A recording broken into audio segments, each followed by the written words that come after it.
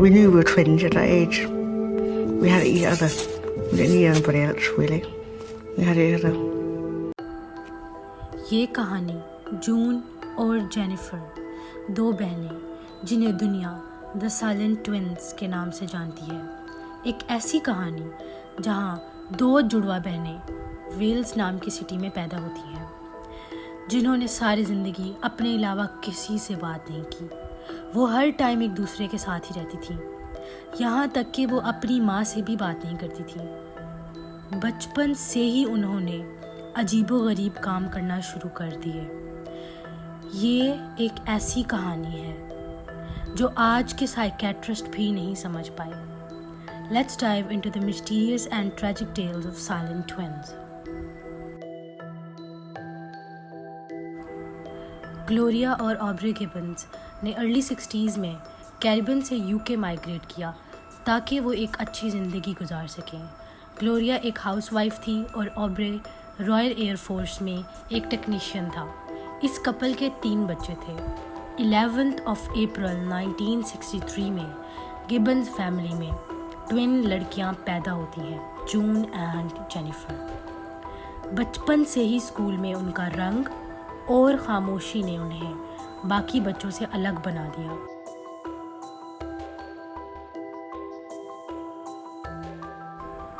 They were the only black girls in the school, जिसकी वजह से बच्चे उनसे दूर रहते और टीचर्स हर टाइम कंफ्यूज, क्योंकि वो ना ही बोलती और ना ही कोई एक्सप्रेशन शो करती, ना ही उनके कोई फ्रेंड्स थे। और इसी तरह आहिस्ता आहिस्ता वो एक दूसरे से ही बात करने लगी। जैसे ही वो दोनों बोलने की उम्र में आई, उन्होंने अपनी एक मेड अप लैंग्वेज बना ली जो सिर्फ उन दोनों को ही समझ आती। 30 साल तक इन ट्विंस ने अपनी ही लैंग्वेज में बात की, सिर्फ एक दूसरे से ही बात करती थी और दूसरों से बात करने से उन्होंने मना कर दिया।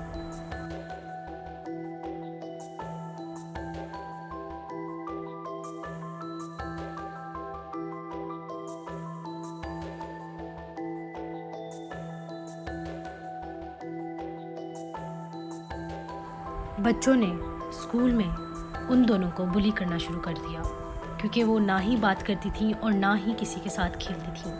बच्चे पूछते थे, can they speak English, why don't they talk? और जितना ज़्यादा वो बोलने को कहते उतना ही ये खामोश होती। जून एंड जेनिफर को बहुत गिल्टी फील होता था कि वो इर्द गिर्द के लोगों के लिए बर्डन से ज़्यादा कुछ नहीं, और वो इस बात के लिए खुद को ब्लेम करती थी। पेरेंट्स और टीचर्स काफ़ी फिक्रमंद थे।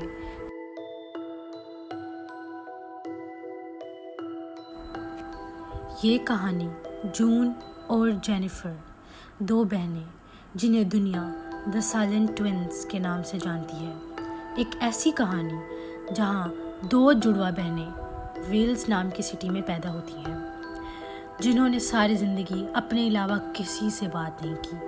वो हर टाइम एक दूसरे के साथ ही रहती थी, यहाँ तक कि वो अपनी माँ से भी बात नहीं करती थी। बचपन से ही उन्होंने अजीबोगरीब काम करना शुरू कर दिए। ये एक ऐसी कहानी है जो आज के साइकेट्रिस्ट भी नहीं समझ पाए। Let's dive into the mysterious and tragic tales of silent twins.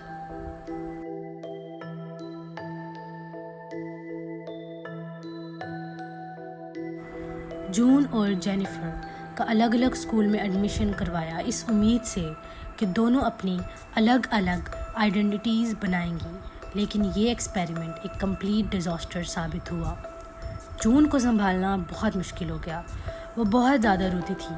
ऐसा लग रहा था कि she was slipping into a catatonic state. ये साबित हो गया कि दोनों ट्विंस को अलग करना एक बहुत बड़ा बुरा डिसीजन था।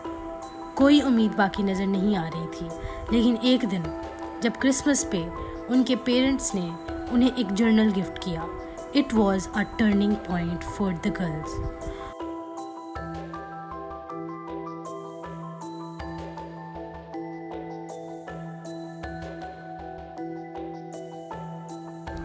उन्हें लिखना बहुत पसंद आया, क्योंकि इसकी वजह से वो एक नॉर्मल ज़िंदगी का एक्सपीरियंस कर सकते थे। काफ़ी जर्नल्स जैसे पेप्सी कोला एडिक्ट बहुत फेमस हुआ।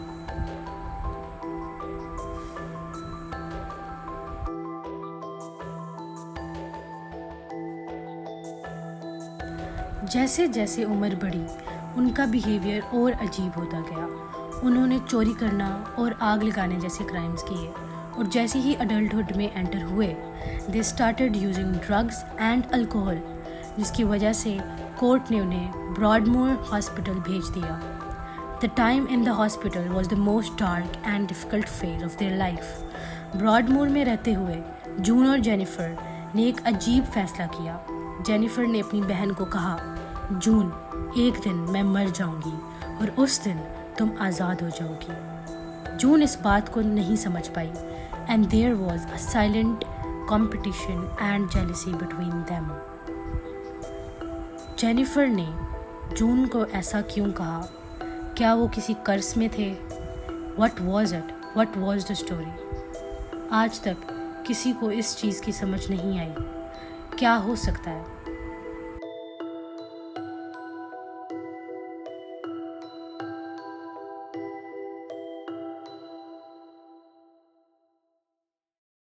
1993 में उन्हें ब्रॉडमोर से एक कम सिक्योरिटी वाले हॉस्पिटल में ट्रांसफ़र किया जा रहा था।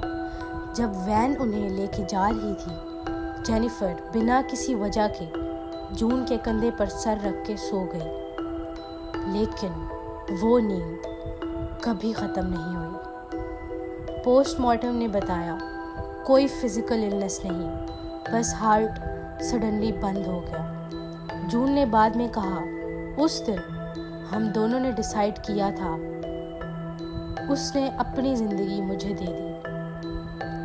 जेनिफर की मौत के बाद जून नॉर्मल लाइफ जीने लगी।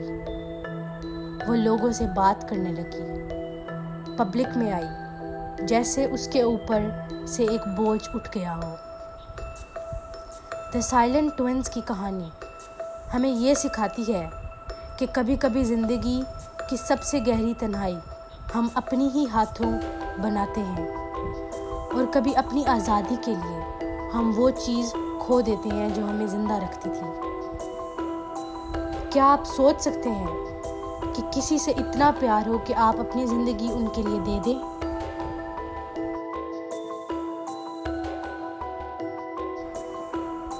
This is the search. And अगर आपको ये कहानी पसंद आई है तो इसे शेयर करें, लाइक एंड सब्सक्राइब करें और अगले राज के लिए तैयार हो जाएं।